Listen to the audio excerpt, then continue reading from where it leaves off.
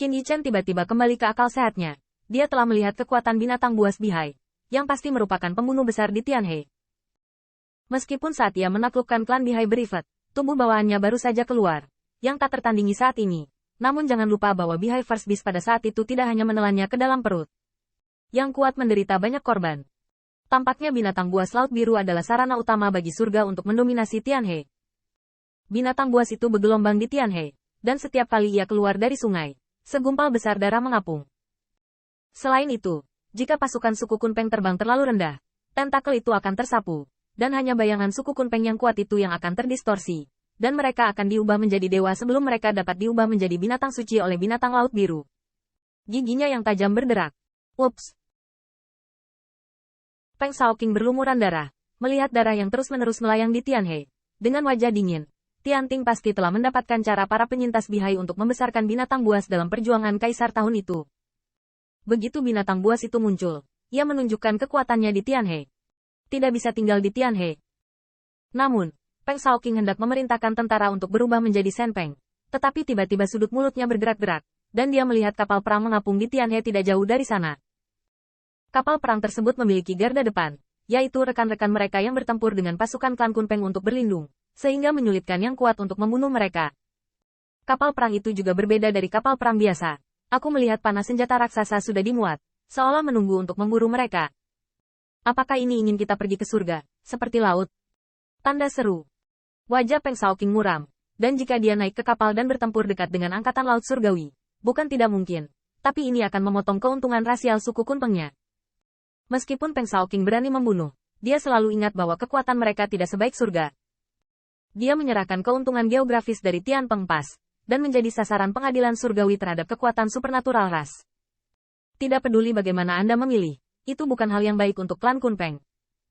Pada saat yang sama, orang-orang kuat dari semua kaisar di awan melihat bayangan menakutkan di Tianhe, dan mereka semua terkejut. Benar saja, masih ada senjata pembunuh di surga. Begitu binatang buas itu keluar, suku Kunpeng hampir tidak bisa mendapatkan pijakan di Tianhe. Saya mengenali kapal perang yang tersembunyi di balik medan perang. Pola Dao tertulis di busur silang itu. Itu adalah pembunuh besar melawan Dao Sovereign Realm. Deretan kapal perang itu sangat sulit untuk menerobos dengan kekuatan biasa. Aku tidak tahu berapa banyak nyawa yang dibutuhkan untuk mengisi, tapi jika kau ingin menerobos dengan yang kuat, begitu banyak tembakan busur tidak akan berakhir dengan baik. Pergi dengan. Dan deretan kapal perang itu sepertinya sudah diatur sejak lama. Bagaimana mungkin tidak ada tuan yang bertanggung jawab? Diperkirakan mereka menunggu marga Kunpeng menceburkan diri ke jaring. Salah satu orang kuat melihat sekeliling. Apakah menurutmu kemenangan ini dihitung? Beberapa orang berkuasa terdiam beberapa saat, dan seseorang tiba-tiba berkata, 80 juta sampai 50 juta, selisih 30 juta tidak dapat ditutup dengan keluhan. Meskipun pedang Feng Tianxing memotong pintu kaisar yang sama, itu masih tidak bisa mematahkan kemenangan atau kekalahan. Mungkin klan Kunpeng hanya berpura-pura menyerang dan mengeluarkan nafas tak sedap, dan dalam beberapa saat, mereka akan kembali ke Tianpeng Pass. Namun, sekarang mereka ingin pensiun. Apakah pengadilan surga akan mengizinkan mereka? Mereka pasti akan dibunuh. Sementara sekelompok kaisar yang kuat sedang berdiskusi, mereka melihat Qin Yichen berdiri di atas Tianhe, melihat binatang yang mendominasi yang memicu gelombang darah, tetapi matanya dingin.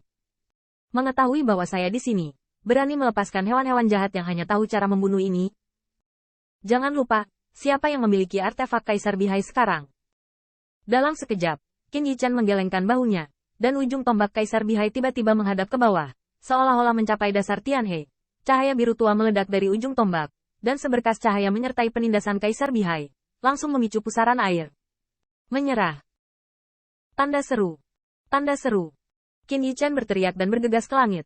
Saat kekuatannya meningkat, kekuatan kaisar bihai juga bisa lebih kuat. Di bawah penindasan tombak ini, sejumlah kapal perang Heavenly Court tersapu ke pusaran, dan bahkan busur megah kapal utama Heavenly Court Navy mulai sedikit menyimpang. Binatang buas yang ganas ini berasal dari Laut Biru, dan senjata kekaisaran Laut Biru tidak diragukan lagi adalah simbol otoritas dan kekuatan para penyintas Laut Biru. Dan Qin Yichen tahu bahwa Bihai First Beast ini memiliki kecerdasan yang sangat rendah, tetapi mereka sangat ganas, dan mereka tidak tahu bagaimana mereka dibesarkan. Namun, senjata kekaisaran Bihai ada di tangannya, dan binatang buas ini menyerah. Namun, apa yang tidak diharapkan Qin Yichen adalah bahwa binatang buas itu tersapu pusaran air, dan tubuh mereka terkoyak oleh gelombang Laut Biru. Alih-alih menyerah, mereka meraung dengan ganas. Tentakel terentang dari pusaran air. Ingin dia diseret ke Tianhe yang tak berdasar. Tanda seru. Ini. Qin Yichen tercengang. Pencegahan senjata Kekaisaran Bihai untuk selamat Bihai tidak diragukan lagi. Tetapi bukannya menyerah. Binatang buas ini bahkan lebih marah. Tampaknya terangsang. Adegan ini mengejutkan Qin Yichen. Tetapi untuk sementara waktu, apa yang membuat Putri Wenxing bersantai di belakang kerumunan adalah tawa yang lucu. Hahaha, pisau pencuri kecil, sangat konyol. Jangan berbicara tentang tanah kaisar di seluruh dunia. Senjata Kekaisaran Laut Biru ini adalah hadiah yang diberikan kepadamu oleh Yang Mulia saat itu. Siapa sangka pisau pencuri Anda lahir dengan tulang. Dengan pahala yang mulia, kamu pikir kamu bisa menjadi berkah dan kekuatan besar di atas Tianhe. Orang tua itu akan memberantas pencuri untuk Yang Mulia hari ini. Tawa panik ini jauh lebih menakutkan daripada raungan Bihai First Beast kepada Putri Wenxing. Karena ini ejekan dari Wei Yuanke. Qin Yichen melihat ke belakang dan melihat bayangan ilahi Wei Yuanke melangkah melalui kehampaan, berdiri dengan bangga di langit. Wei Yuanke adalah kekuatan kaisar surga yang telah lama mapan. Itu adalah penatua tertinggi dari suku Wei Yang. Pada saat ini, rambut dan janggutnya berkibar, jubahnya menggembung, dan langit penuh kekuatan, dan tawanya keras, dan bahkan sosok Putri Wenxing terhuyung-huyung di langit. Tamu Wei Yuan. Tamu Wei Yuan mengelus janggutnya, bahkan lebih menyeringai. Ya, kamu sedikit berantakan. Apakah kamu ingin mati dengan pisau pencuri ini? Atau ketika orang tua itu membunuhnya, kamu dapat mencoba melarikan diri kembali ke Tian Peng pas hidup-hidup. Wen Qinggong mengambil inisiatif, dan melihat sekeliling.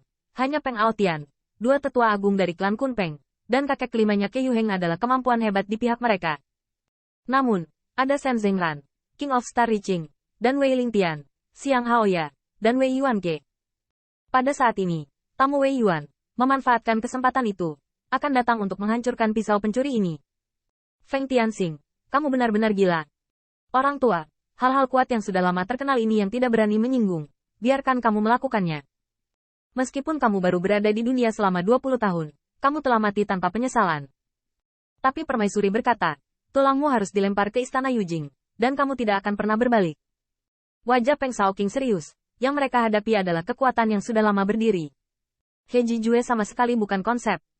Meskipun Jijue adalah murid yang ada, dia tidak terkalahkan di alam yang sama, dan tidak ada yang meragukannya. Tetapi kemampuan yang kuat seperti Wei Yuanke dapat membuat mereka tak tertahankan hanya dengan dihancurkan oleh alam.